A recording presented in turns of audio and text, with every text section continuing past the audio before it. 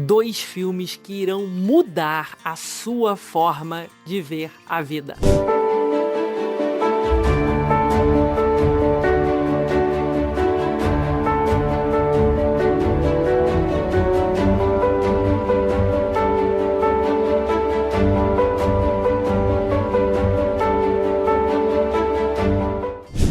Filhos de Mil Homens. Cara, que filme bom! Chorei, é lógico, porque ele é um filme muito profundo. E uma das melhores atuações do Rodrigo Santoro, assim, de cara. Esse filme a gente pode aprender que família vai muito além dos laços de sangue. Como que ele diz tantas coisas sem falar uma palavra, apenas com o olhar, com os gestos, com a postura, com a sutileza que ele vê a vida. A gente pode observar o quanto que as pessoas diferentes, elas são excluídas da sociedade e o quanto que isso causa uma solidão. No filme ele quis sempre ter um filho e o quanto que ele usa um boneco como algo para ajudar a se autorregular, como ele aprendeu formas de se autorregular, porque ele não tinha ninguém, porque justamente ele era o diferente, então ele era excluído do povoado, as pessoas não falavam com ele, e o quanto que ele acha outras pessoas que também são diferentes, que também sofrem preconceitos, sofrem por não conseguirem se adequar àquilo que a sociedade espera dessas pessoas, e a gente vai vendo essa pressão, o quanto que isso causa dor, sofrimento para todos os envolvidos, e o quanto que a questão deles conseguirem se abrir e formar um laço de amizade mesmo, um laço tão forte como o de uma família, a ponto das diferenças não fazerem mais parte, não ser importante, porque as pessoas ali naquele núcleo eram aceitas como elas são. Eu gosto muito da parte que eles vão gritar, e era um tipo de autorregulação que eu fazia muito quando eu morava no interior. Então eu pegava e eu tava muito cansada, muito estressada, eu ia lá no mato lá e gritava o mais alto possível. Isso esvaziava tanto o peso que eu tava sentindo, a tristeza, ou seja o que for. Deixo isso como dica pra você também. Se você nunca fez, teste e depois me conta aqui como isso alivia. 2. Meu nome é Agneta. Não sei se é assim que fala. Cara, outro filmaço, assim, absurdo. A gente vai observando o quanto que uma mulher, ela tenta se encaixar dentro dos padrões da sociedade. Ela casa, ela tem filhos. E o quanto que ela é infeliz. E o quanto que ela não sabe mais quem ela é, porque ela se perdeu de si mesma, tentando agradar as pessoas e fazer coisas. E a gente vai vendo que quando ela realmente decide se afastar daquilo tudo, ela decide olhar pra ela, ela decide dar um passo diferente.